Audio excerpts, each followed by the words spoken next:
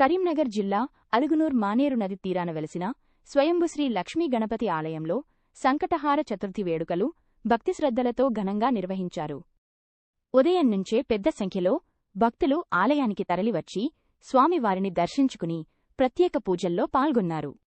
ఈ సందర్భంగా ఆలయ అధ్యక్షులు కంది అశోక్ రెడ్డి పర్యవేక్షణలో ప్రధాన అర్చకులు శంతన్ శర్మ ఆధ్వర్యంలో స్వామివారికి ప్రత్యేక అభిషేకాలు హోమాలు మహాహారతి నిర్వహించారు. పలువురు దంపతులు హోమంలో పాల్గొని స్వామివారి ఆశీస్సులు పొందారు. ఆలయ అభివృద్ధి కోసం కూర అనుష్కక్షితేష్ రెడ్డి దంపతులు 50,000 రూపాయల విరాళం అందజేయగా పాతబస్తీ దుర్గ ఉత్సవ కమిటీ సభ్యులు అన్నదాన కార్యక్రమాన్ని నిర్వహించారు. సంకటహార చతుర్థి సందర్భంగా ఉపవాస దీక్షలు చేపట్టిన భక్తులు రాత్రి చంద్రదర్శనం అనంతరం వ్రతాన్ని ముగించారు. గణపతిని భక్తిశ్రద్ధలతో ఆరాధిస్తే సంకటాలు తొలగి శుభఫలితాలు కలుగుతాయని భక్తులు విశ్వాసం వ్యక్తం చేశారు. ఈ కార్యక్రమంలో ఆలయ కమిటీ సభ్యులు కంది లక్ష్మీనారాయణ, వావిలాల జీవన్ రెడ్డి, కొమ్మ నర్సయ్య, కంది రాంచంద్రారెడ్డి, సింగిరెడ్డి, జీవన్ రెడ్డి, నేరెళ్ల, జంపయ్య, కంది శ్యాంసుందర్ రెడ్డి, క్షితేష్ రెడ్డి, రాకేష్, కంది లింగారెడ్డి, జాపా, రాఘవరెడ్డి తదితరులు పాల్గొన్నారు. భూమి వలనే ఇక్కడ ఆలయ నిర్మాణానికి మొట్టమొదటిగా పునాది వేయడం జరిగింది. తర్వాత ఎందరో దాతలు తమకు శక్తి కొలది లక్షల నుంచి వేల కొద్ది రూపాయలు మాకు విరాళంగా అందజేయడం జరిగింది. వారికి కూడా ఆలయ ప్రతిష్టాపన ప్రత్యేక అభినందనలు తెలియజేస్తున్నాం.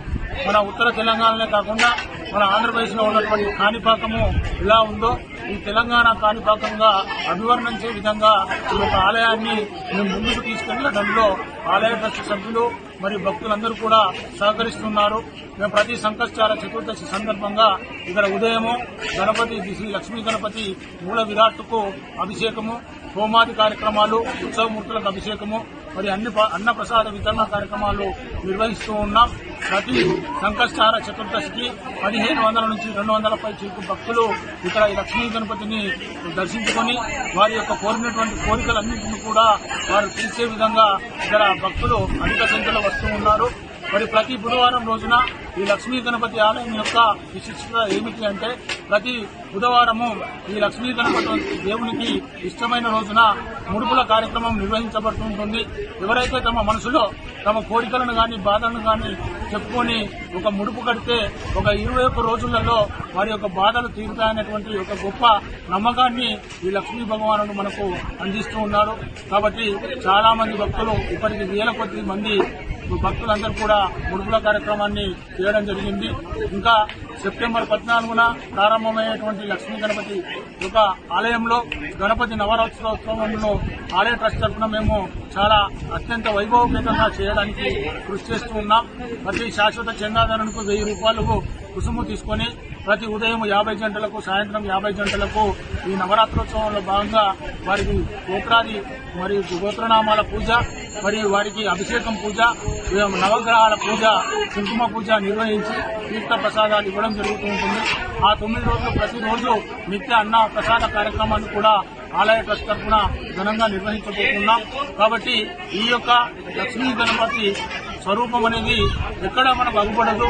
మరి ఇలాంటి కాణిపాకంలో ఉన్నటువంటి లక్ష్మీ గణపతి భగవానుడే స్వయంగా ఇక్కడ మనకు సకల దేవతలు వరాలిస్తున్నారు. అప్పుడు విష్ణుమూర్తి సభలోనికి రాగానే విష్ణుమూర్తి యొక్క నాభి నుండి లక్ష్మీదేవి వచ్చి, నాయనా గణపతి, ఇక నుండి నీవు సిద్ధి బుద్ధి ప్రధానికుడవై శుభం లాభాన్ని చేకూర్చుమని స్వామిలో కూడా లీనమైపోయింది. అప్పటి నుండి స్వామి లక్ష్మీ గణపతిగా పేరు పొందడం జరిగింది. ఇక్కడ ఇంకొక విశేషం ఉంటే స్వయంభుగా పార్వతి రాజరాజేశ్వరుడు కూడా లింగ రూపంగా ఇక్కడ ఆవిర్భవించాడు. ఇక్కడ సంతాన నాగేంద్ర స్వామి కూడా ఉన్నాడు. నవగ్రహాలు కూడా ఏర్పడడం జరిగింది. ఇక్కడ స్వామిని మనం ప్రతిష్ఠ చేయించడానికి ముందు కూడా ఇక్కడ కొన్ని అంతరాయాలు ఏర్పడ్డాయి. చిన్న చిన్న అంతరాయాలు ఏంటంటే కరెంట్ లేకపోవడం కావచ్చు, నీళ్లు లేకపోవడం కావచ్చు.